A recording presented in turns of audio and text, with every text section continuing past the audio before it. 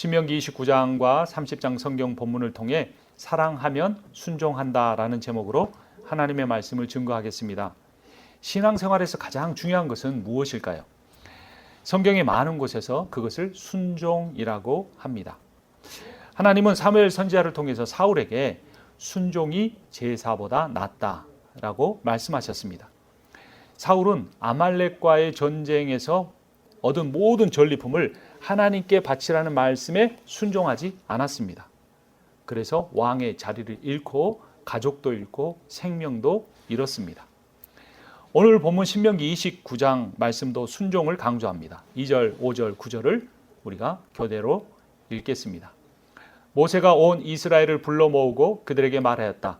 주님께서 이집트 땅에서 하신 일, 당신들이 지켜보는 가운데 바로와 그 신하들 앞과 그 온 땅에서 하신 모든 일을 당신들은 똑똑히 보았습니다. 나는 40년 동안 광야에서 너희를 인도하였다. 그래서 너희 몸에 걸친 옷이 헤어지지 않았고 너희 발에 신은 신이 닳지 않았다. 같이 봅니다. 그러므로 당신들은 이 언약의 말씀을 지키십시오. 그러면 당신들이 하는 일마다 성공할 것입니다.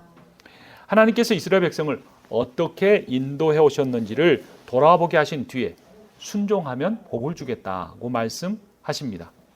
하지만 이스라엘 백성은 이 말씀에 순종하지 않았고 가나안 땅에 들어간 뒤에 불순종하고 결국 바벨론에 의해서 망하고 포로로 끌려가게 됩니다. 순종이 중요한 것은 알지만 순종하는 것은 쉽지 않습니다. 아니, 하나님 말씀에 순종한다는 것은 거의 불가능에 가깝습니다. 왜 하나님은 순종할 수 없는 말씀을 주시고 연약한 인간에게 순종해라 하시는 걸까요? 도대체 우리는 하나님 말씀에 순종할 수 있는 걸까요? 인간에게는 순종할 수 있는 능력이 있는 것일까요? 하나님께서 무엇을 원하시는지 정확히 알고 있음에도 불구하고 그분의 뜻대로 살지 못할 때 우리의 마음이 괴롭습니다. 괴로운 마음이 한 번, 두 번이 아니고 계속 반복되다 보면 하나님을 멀게 느끼고 하나님에 대해 죄책감이 쌓이게 됩니다. 죄책감을 느끼는 것과 회개하는 것은 다릅니다. 회개하면 죄책감으로부터 오히려 자유를 얻습니다. 그런데 회개란 단지 뉘우치는 것이 아니라 돌이키는 겁니다. 회개는 죄와 불순종으로부터 하나님께로 돌이킴입니다. 그런데 회개하지 않고 죄 가운데 머물러 있으면 점점 더 답답해집니다.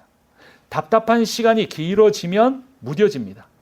무뎌지는 시간이 길어지면 하나님의 음성이 아예 들리지 않고 신앙 양심조차 굳어져 버립니다. 인간의 자책감에 힘들고 하나님의 심판이 두렵기는 하지만 내가 좋아하는 이 죄를 버리기는 싫어하는 상태이기 때문에 종교 생활만 계속합니다. 주일 예배를 드리러 와서 한 주간을 돌아보면서 죄를 고백하기는 하지만 죄 사함의 은혜를 누리지는 못합니다. 죄를 떠나지는 않으면서도 죄로 인한 양심의 가책과 죄로 인한 징계와 심판은 면제받기를 원하기 때문입니다. 그러면 왜 사람은 순종하지 못하는 것일까요? 몸이 연약해서 순종하지는 못한다고 할지라도 실행은 안 하더라도 이 마음으로라도 순종하기 원하는 열망이 왜 생기지 못하는 걸까요? 순종이란 도대체 뭘까요? 순종을 한자로 보면 온순하게 따름이라는 의미입니다. 순종을 상대가 원하는 대로 따라주는 것이라고 한다면 순종은 반드시 꼭 아랫사람이 윗사람에게 해주는 것만을 의미하지는 않습니다. 어린아이가 배고플 때 부모가 자녀에게 먹을 것을 주는 것, 사랑하는 배우자가 원하는 것을 선물로 사주는 것, 이런 것들도 상대의 필요를 온순하게 따라 섬긴다는 의미에서 순종이라고 할 수 있습니다. 이때 순종의 핵심은 뭘까요? 바로 사랑입니다. 자녀에 대한 사랑, 배우자에 대한 사랑이 나로 하여금 순종하게 합니다. 지진이 났을 때 실제 있었던 이야기입니다. 자녀와 함께 건물 밑에 깔려있던 부모는 자녀가 목마르다고 하자 자기 팔에서 피를 흘려 마시게 했습니다. 배가 난파되었을 때 실제로 있었던 일입니다. 구명조끼가 단 하나밖에 없을 때 남편은 그 조끼를 아내에게 입혀주고 자신은 물속에 빠져서 저체온증으로 서서히 죽어갔습니다. 사람은 사랑할 때 자신의 목숨도 버릴 수 있습니다. 사람은 사랑할 때 어떠한 희생이라도 할 수 있습니다. 사람은 사랑할 때 상대의 말을 따라 줄 수 있습니다. 사랑하면 순종합니다. 사람이 사랑할 수 있는 것도, 그 사랑 때문에 희생할 수 있는 것도 바로 이 사람이 하나님의 형상을 따라 지어진 인격적인 존재이기 때문입니다. 완전한 하나님의 형상이신 예수 그리스도께서 이 바로 사랑에 근거한 순종의 예를 완벽하게 보여주셨습니다. 빌립보서 2장 5절부터 8절까지 말씀을 봅니다. 여러분 안에 이 마음을 품으십시오. 그것은 곧 그리스도 예수의 마음이기도 합니다. 그는 하나님의 모습을 지니셨으나 하나님과 동등함을 당연하게 생각하지 않으시고 오히려 자기를 비워서 종의 모습을 취하시고 사람과 같이 되셨습니다. 그는 사람의 모양으로 나타나셔서 자기를 낮추시고 죽기까지 순종하셨으니 곧 십자가에 죽기까지 하셨습니다. 예수님은 순종하셨습니다. 그 순종은 사랑의 순종이었습니다. 예수님은 하나님을 사랑했기 때문에 하나님 말씀에 순종하셨습니다. 그래서 예수님의 하나님을 향한 순종은 하나님을 향한 신뢰에서 나온 것입니다. 예수께서는 십자가에서 죽으라는 명령에 순종하면 하나님께서 자신을 부활하게 해 주실 것을 믿으셨습니다. 하나님께서 능력과 사랑을 가지고 계시는 것을 믿으셨습니다. 하나님을 사랑했고 하나님의 사랑을 믿었기에 십자가의 길을 가라는 명령에 순종할 수 있었습니다. 사랑하면 순종합니다. 믿음에서 사랑이 나오고 이 사랑에서 나오는 믿음은 순종이 됩니다. 사랑하면 순종합니다. 아니, 사랑해야만 순종할 수 있습니다. 그러니까 먼저 순종해야지 이런 생각하지 말고 먼저 사랑하려고 해야 합니다. 근데 점검은 해야 합니다. 내가 순종하고 있는지 안 하고 있는지 잘 점검해야 합니다. 그래서 내가 순종하고 있지 않다. 그럼 무슨 뜻입니까? 내가 하나님을 사랑하지 않는다라고 이해하면 됩니다. 사랑한다면 순종하는 것은 부담스럽지 않습니다. 순종하는 것이 부담스럽다면, 순종하지 못하는 것이 죄책감으로 느껴진다면 하나님을 사랑하지 않는 것입니다. 사랑이 동력이고 순종은 사랑의 동력에 의해 움직이는 자동차입니다. 이 자동차가 왜 움직이지 않지라고 자동차를 탓할 것이 아니라 기름을 부어주면 되는 것입니다. 왜 내가 순종하지 못하지라고 자책할 것이 아니라 나라는 존재에 하나님의 사랑을 부어주면 순종하게 됩니다. 오늘 본문이 신명기 말씀에는 29장 30장에 두 가지 내용이 계속 반복됩니다. 하나는 하나님 말씀에 순종해라입니다. 다른 하나는 하나님을 사랑하라라는 겁니다. 모세는 하나님을 사랑하는 것과 하나님께 순종하는 것을 동일한 것으로 보았습니다. 신명기 30장 2절과 20절을 읽습니다. 당신들과 당신들의 자손은 주 당신들의 하나님께로 돌아와서 마음을 다하고 정성을 다하여 오늘 내가 당신들에게 명령한 주님의 모든 말씀을 순종하십시오. 주 당신들의 하나님을 사랑하십시오. 그의 말씀을 들으며 그를 따르십시오. 그러면 당신들이 살 것입니다. 주님께서 당신들의 조상 아브라함과 이삭과 야곱에게 주시겠다고 맹세하신 그 땅에서 당신들이 잘 살 것입니다. 이 신명기는 가나안 땅에 들어가기 직전을 배경으로 하고 있습니다. 지난 40년 동안 광야에서 출애굽 1세들이 다 죽었습니다. 하나님 말씀에 불순종했기 때문입니다. 모세는 지난 40년을 돌아보면서 불순종의 원인이 어디에 있느냐? 하나님을 사랑하지 않은 데 있었다고 지적합니다. 거의 모든 사람이 신앙생활을 어떻게 하게 되느냐? 전에는 믿어지지 않았던 어떻게 예수를 믿게 되었느냐고 물어보면 예수 그리스도를 통한 하나님의 사랑을 깨달았기 때문이라고 말합니다.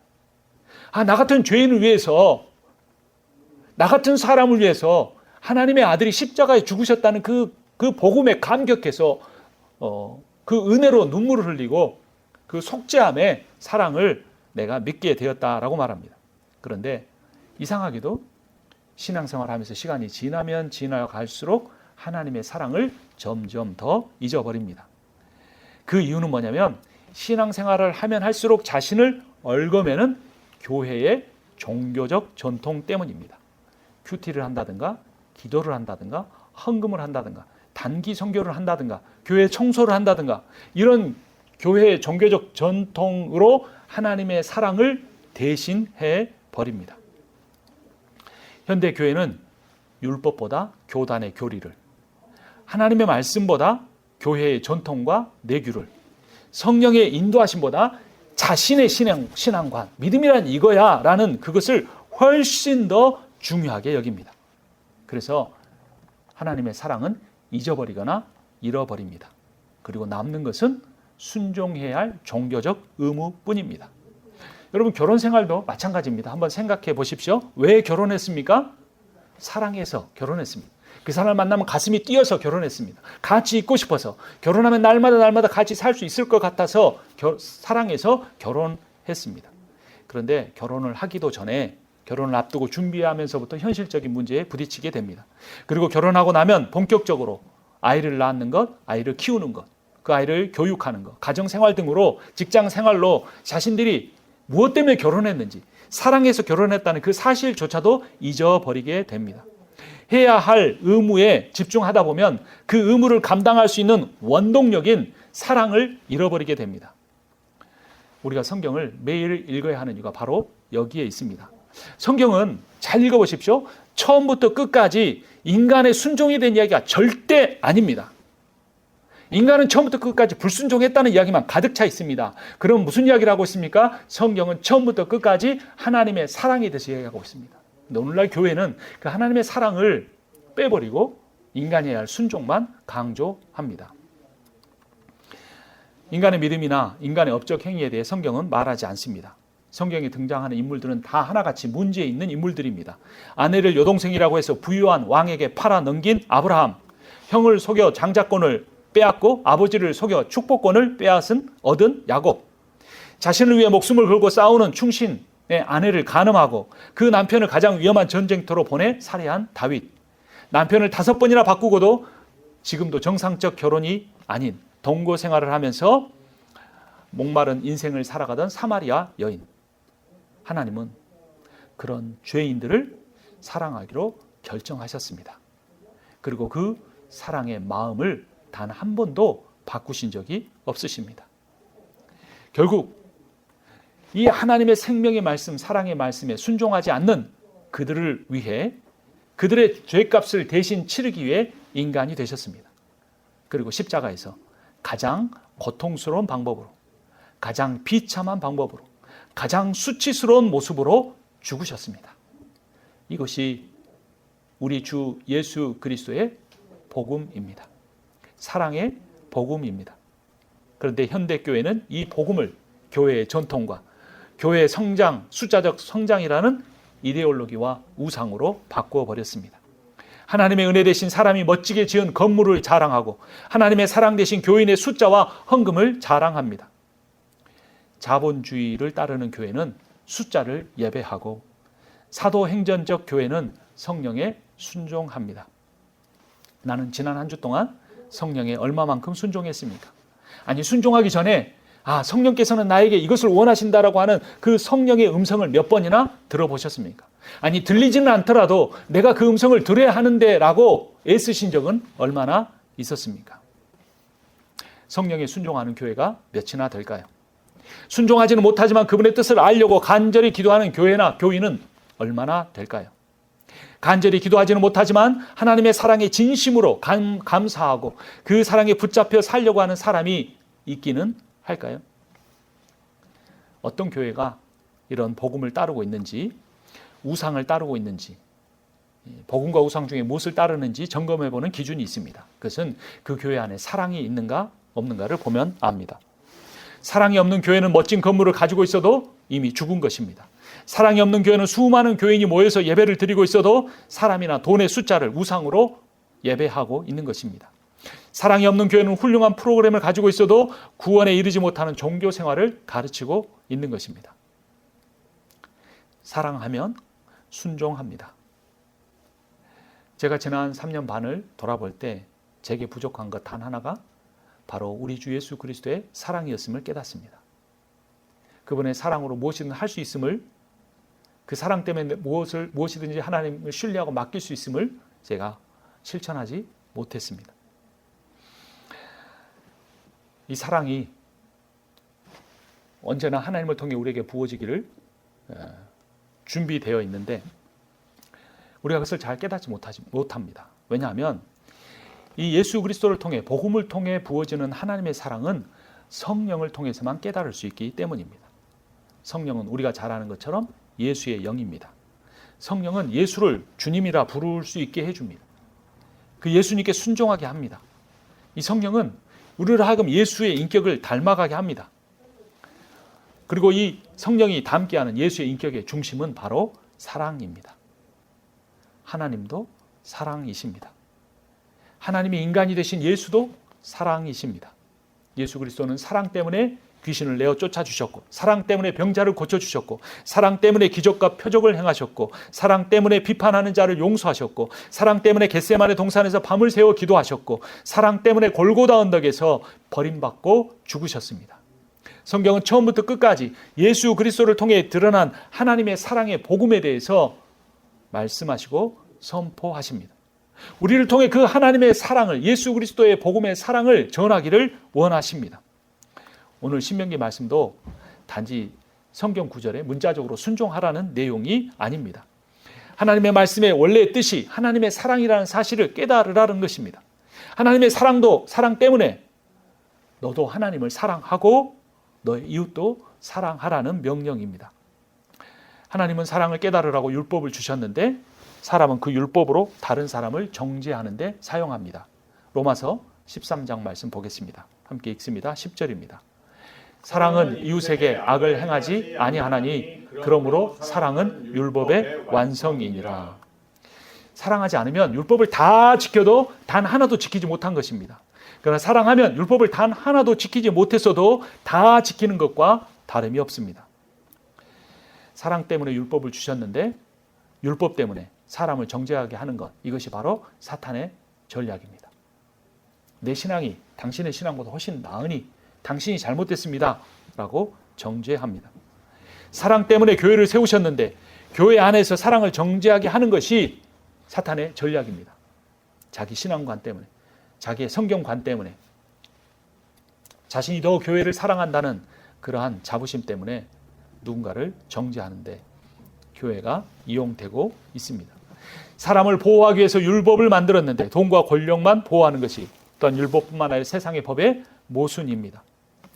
시대가 발전하면서 이 지식의 양이 아주 많아졌습니다.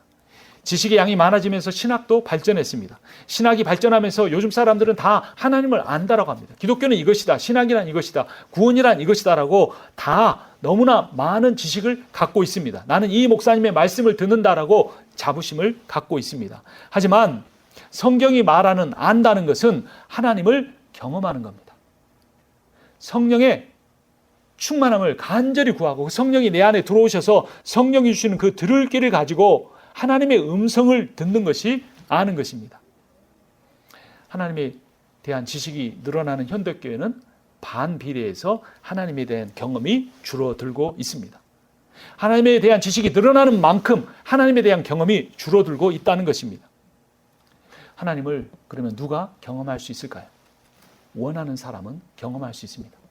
그냥 원하는 것이 아니라 간절히 주님 내게 성령을 부어 주시옵소서, 주여 성령의 들을 길을 내게 허락하여 주시옵소서라고 간절히 구하는 자는 반드시 성령이 그에게 임할 것이고 그에게 성령 충만의 역사가 일어날 것이고 하나님께서 원하시는 일을 성령 충만한 그 사람을 통해서 하나님이 반드시 이루실 겁니다.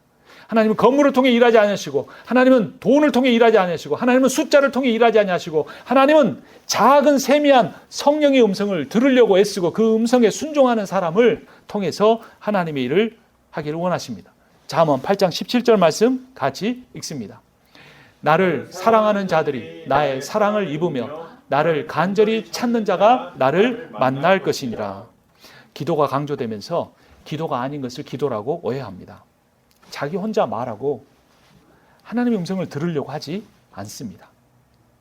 성령이 나에게 말씀하시는데 성령에 대해서 완전히 둔감하고 성령이 거의 소멸되어 가서 내가 하나님의 뜻과 전혀 상관없는 기도를 드리는데도 성령이 내 안에 책망하지 못하십니다. 성령이 없는, 성령의 인도하심이 없는 대표 기도를 하고 성령의 조명하심이 없는 주일 설교를 합니다. 저 역시 그런 사람입니다. 사무엘도 어렸을 때는 하나님의 음성을 사람의 말과 분별하지 못했습니다. 그래서 하나님이 3번씩이나 부르셨는데 그때마다 엘리 제사장을 찾아갔습니다. 그러나 하나님은 자신을 간절히 찾는 사람을 반드시 만나 주십니다. 여러분, 하나님을 간절히 찾으십시오. 하나님을 간절히 만나기를 구하십시오. 성령을 통해서만 하나님의 사랑을 다시 회복하고 그 하나님의 사랑을 깨달을 수 있기 때문입니다. 그 하나님의 사랑을 깨달아야만 우리가 하나님 말씀에 순종할 수 있기 때문입니다. 그러면 누가 성령을 받고 그 성령의 충만을 받을 수 있습니까? 구하고 찾고 두드리는 사람입니다. 누가복음 11장 9절에서 13절까지 교독합니다. 내가 또 너희에게 이르노니 구하라 그러면 너희에게 주실 것이요 찾으라 그러면 찾아낼 것이요 문을 두드리라 그러면 너희에게 열릴 것이니 구하는 이마다 받을 것이요 찾는 이는 찾아낼 것이요 두드리는 이에게는 열릴 것이니라. 너희 중에 아버지 된 자로서 누가 아들이 생선을 달라 하는데 생선 대신에 뱀을 주며 알 달라 하는데 정갈을 주겠느냐. 같이 봅니다. 너희가 악할지라도 좋은 것을 자식에게 줄 알거든 하물며 너희 하늘 아버지께서 구하는 자에게 성령을 주시지 않겠느냐 하시니라. 우리가 구하고 찾고 두드리는 것은 무엇입니까? 성공입니까? 소유입니까? 명예입니까?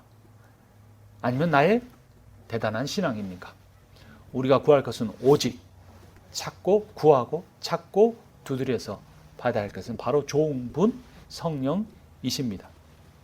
하나님을 사랑하지 않고 하나님을 사랑하지 않기에 하나님께 순종하지 않는 이들을 하나님은 반드시 심판하십니다. 누가복음 신명기 29장 18절과 20절을 교도로 읽습니다. 당신들 가운데 남자나 여자나 가족이나 지파가 주 우리 하나님으로부터 마음을 멀리하여 다른 민족의 신들을 섬기려고 해서는 안 됩니다. 당신들 가운데 독초나 씀 열매를 맺는 뿌리가 있어서는 안 됩니다. 주님께서는 그런 사람을 용서하지 않으십니다.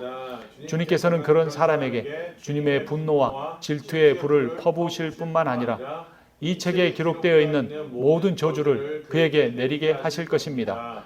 그리하여 주님께서는 마침내 그의 이름을 하늘 아래에서 지워버려서 아무도 그를 기억하지 못하게 하실 것입니다. 물론 하나님의 심판이 완전한 멸망을 의미하지는 않습니다. 하나님은 심판을 통해 사람이 회개에 이르기를 원하십니다. 그런데 이 회개는 단순한 죄 고백이나 죄책감 해소 기도가 아닙니다. 회개는 하나님께 돌이키는 것입니다. 죄인이 자기 죄를 인정하고 죄를 떠나 자신과 자신의 마음을 하나님께로 돌이켜 향하게 할 때 하나님도 자신의 마음을 죄인에게로 돌이키시고 감당할 수 없는 은혜와 사랑과 복을 이전보다 훨씬 더 강력하게 부어주십니다. 신명기 30장 4절부터 읽습니다. 3절부터 읽습니다. 그러면 주 당신들의 하나님이 마음을 돌이키시고 당신들을 불쌍히 여기셔서 포로 생활에서 돌아오게 하여 주실 것입니다. 쫓겨난 당신들이 하늘 끝에 가 있을지라도 주 당신들의 하나님은 거기에서도 당신들을 모아서 데려오실 것입니다. 당신들이 그 땅을 다시 차지하게 하실 것이며 당신들의 조상보다 더 잘되고 더 번성하게 하여 주실 것입니다. 주 당신들의 하나님이 당신들의 마음과 당신들 자손의 마음에 할례를 베푸셔서 순종하는 마음을 주실 것입니다. 그리하여 당신들이 마음을 다하고 정성을 다하여 주 당신들의 하나님을 사랑하며 살 수 있게 하실 것입니다. 함께 봅니다. 나는 오늘 하늘과 땅을 증인으로 세우고 생명과 사망, 복과 저주를 당신들 앞에 내놓았습니다. 당신들과 당신들의 자손이 살려거든 생명을 택하십시오. 오늘 말씀을 이 구절로 시작했습니다. 순종이 제사보다 낫다. 하나님은 순종하지 않는 이의 예배를 받지 않으십니다. 사울에게 하신 것처럼 그를 그의 재물과 함께 오히려 심판해 버리십니다. 출애굽 1세대가 모두 죽은 상황에서 하나님은 출애굽 2세대를 향하여 말씀하셨습니다. 너희는 너희 부모 세대처럼 불순종하다가 멸망하지 말아라. 순종하여서 하나님께서 너희 부모에게 주려고 했던 그 땅에 들어가 영원히 살아라. 순종하지 않으면 믿어도 죽은 것입니다. 순종이 없는 믿음은 가짜이기 때문입니다. 그런데 순종하는 믿음은 신뢰하는 믿음입니다. 신뢰란 다른 것이 아닌 하나님의 사랑을 믿는 것입니다. 하나님은 여러분을 사랑하십니다. 자신의 목숨처럼 사랑하십니다. 아니, 자기 목숨보다 더 귀하게 여기십니다. 이 사랑을 깨달으십시오. 이 사랑을 믿으십시오. 이 사랑을 받아들이십시오. 예수 그리스도를 통해 부어진 십자가 복음의 사랑을 믿을 때 우리는 오직 그 사랑 때문에, 그분의 사랑 때문에만 순종할 수 있습니다. 그리고 그분의 사랑에는 온 우주 만물을 흔들고 움직이게 하고 첫 창조 때보다 더 온전하게 회복시키는 능력이 있습니다. 우리 주 예수 그리스도를 사랑하여서 순종하는 여러분과 제가 되기를 주님의 이름으로 축원합니다. 기도하겠습니다. 아버지 하나님, 우리를 사랑하기로 결정하시고 우리를 부르셨고 이때까지 단 한 번도 우리를 떠나지 않고 사랑해 주심을 감사합니다. 아버지 하나님, 그 사랑을 신뢰하며 우리의 남은 인생을 살아가기 간절히 원합니다. 왜 순종하지 못했는지 이제서 다시 한번 깨닫습니다. 주님의 사랑을 잊어버렸고 어떤 때는 잃어버렸습니다. 이제 그 주님의 사랑에 다시 붙잡히기 원합니다. 그리고 그 사랑에 붙잡혀 우리도 하나님을 사랑하기 원합니다. 그리고 종교적 의무 때문이 아닌 그 사랑 때문에 순종하겠습니다. 예수 그리스도의 이름으로 기도합니다. 아멘. 이제는 우리 주 예수 그리스도의 은혜와 하나님 아버지의 크고도 놀라우신 사랑과 성령의 위로하시고 교통하시고 충만케 하시는 역사하심이 주님의 사랑을 믿고 깨닫고 받아들이고 그 사랑 때문에 순종하며 살겠다고 다짐하는 모든 이들 가운데 지금부터 영원토록 함께 있기를 축원하옵나이다. 아멘.